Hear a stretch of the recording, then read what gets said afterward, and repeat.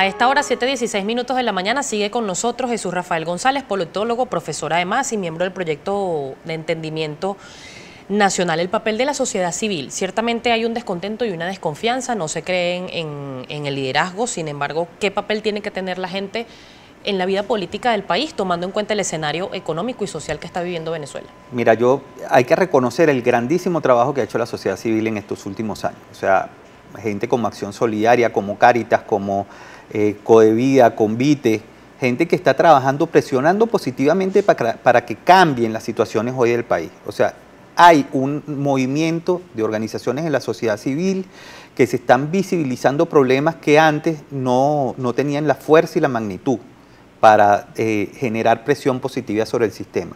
Tanto que el gobierno ha entendido que, si bien lo intenta desconocer con el nombre, ha entendido la magnitud de la crisis, porque la creación de proyectos como los CLAPS o la creación de proyectos como el 800 Salud, que probablemente tengan mucha deficiencia, es el propio reconocimiento desde el Estado de la crisis de desabastecimiento que hay y la crisis de desabastecimiento de medicina que nosotros tenemos al día de hoy.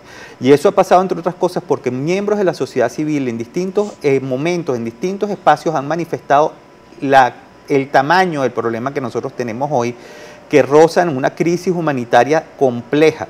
¿Compleja por qué? Porque ya vemos unos síntomas de desnutrición en niños en edad escolar en varias partes del país, en estudios no solamente la encuesta de condiciones de vida, sino en estudios que ha hecho la gente de Cáritas y que ha hecho la gente de Fundación Bengoa, se ha visibilizado un problema que, si bien para el gobierno no existe a nivel discursivo, no lo reconocen, la gente lo ve, lo palpa a diario porque, bueno, hemos visto compañeros de trabajo perder peso, porque hemos visto niños en unas condiciones muy deplorables hoy en las calles de Caracas. Ahora bien, ¿qué hacer y dónde ubicar, por ejemplo? Hay muchas dudas con la candidatura de Henry Falcón. ¿Dónde está ubicado Henry Falcón en el mapa político? A ver, fíjate. Le han dicho de todo, chavista disfrazado. Yo creo que si le hace el juego al gobierno. Yo creo que si la candidatura de Henry Falcón se entiende como un movimiento que lucha por las vías que tenga, por las ventanas de oportunidad que tenga, para intentar canalizar el descontento social que nosotros teníamos al día de hoy, sería una muy buena estrategia para su campaña. ¿Por qué? Porque si 8 de cada 10 venezolanos se manifiestan en contra hoy del gobierno tal cual como está, por lo que ya hemos hablado de esta inmensa crisis que nosotros tenemos al día de hoy, abre una oportunidad que, si bien no tiene reglas ni condiciones, como no lo tuvo o como no lo han tenido otros procesos en América Latina. Recordemos en el caso, por ejemplo, en el caso de Uruguay, que esa dictadura militar en los años 80 hizo un plebiscito y se perdió. ¿Se perdió por qué? Porque evidentemente en ese momento no habían condiciones, pero había algo que iba más allá de las condiciones electorales, que es el descontento social. Entonces, cualquier oportunidad, ventana de oportunidad que exista para ejercer un derecho, yo creo que es una muy importante momento para que la sociedad presione positivamente al sistema. Entender esto significa que tenemos que ir mucho más allá de la candidatura con nombre y apellido, sino que sea un gran movimiento social que presione positivamente para que existan cambios. Y eso, si bien la figura que hoy nosotros tenemos es Henry Falcón, hace falta mucho más que Henry Falcón, hace falta mucha más gente alrededor de un proyecto que logre visibilizar no solamente los problemas, sino cómo se van a solucionar esos problemas que nosotros tenemos al día de hoy. Y desde la Universidad Central hemos intentado, a través del proyecto nacional, intentar jalar información, amigos, profesores de otras universidades que han venido trabajando en la solución, en las propuestas de solución a problemas muy concretos que hoy requiere el país. Problemas como la inflación, problemas como el desabastecimiento, problemas como los programas sociales, porque si bien el gobierno ha intentado tirar un grupo de programas sociales, el desempeño de esos programas sociales tiene que ser revisado porque no están dando resultados. Esa propuesta del proyecto de entendimiento nacional, ¿dónde se va a recoger y a quién se le va a plantear?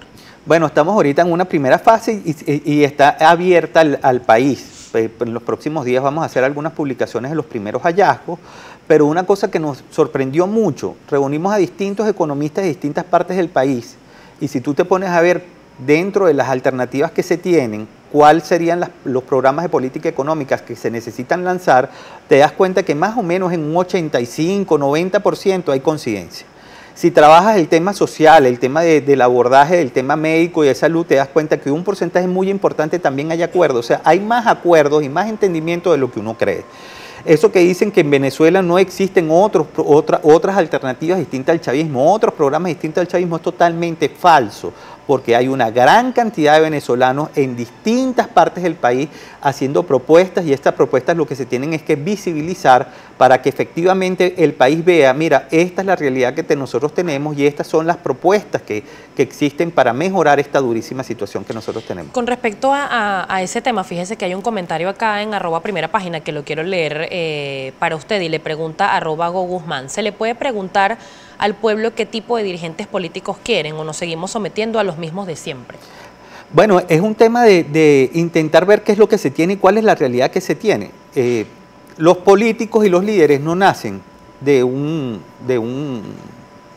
la nada, nacen porque tienen un trabajo social que efectivamente hace que la gente genere algún tipo de empatía. Al día de hoy pareciera la gente que quiere y reclama que existan nuevos liderazgos. Bueno, resulta que esos nuevos liderazgos o no están dispuestos a participar, pero nosotros tenemos que trabajar con lo que uno tiene. Muy probablemente no es lo que uno quiere, pero es lo que uno tiene. Y entender esto en esta situación de dificultad que nosotros tenemos al día de hoy es fundamental. Porque la realidad, entender e intentar modificar la realidad parte de que tu diagnóstico se da sobre lo que efectivamente está.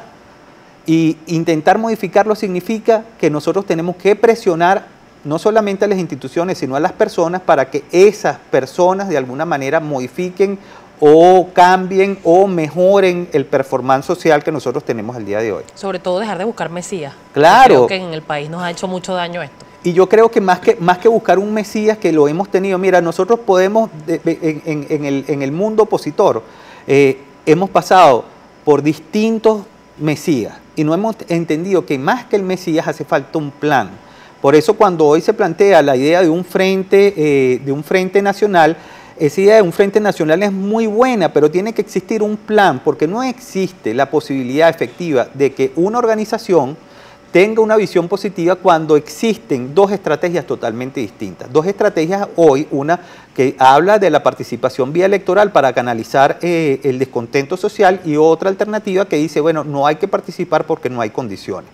Ahora, el día que esas dos estrategias de alguna manera empujen en la misma dirección, hay mayor posibilidad que se entienda, no solamente desde el Estado, sino desde el resto de la sociedad, que hay una posibilidad real de cambio. Hay otros comentarios, señor González. José López le pregunta o le dice lo siguiente: el gobierno inhabilita a los principales líderes de la oposición, Leopoldo López, Enrique Capriles, y partidos mayoritarios como Primero Justicia y Voluntad Popular. También inhabilita la tarjeta más votada de la unidad. No resuelve el problema de Bolívar con Andrés Velázquez. ¿Cómo se puede con esto? Bueno, lo que se tiene que hacer es ir presionando. ¿Se han logrado cosas? Sí. ¿Se pueden lograr más cosas? Sí.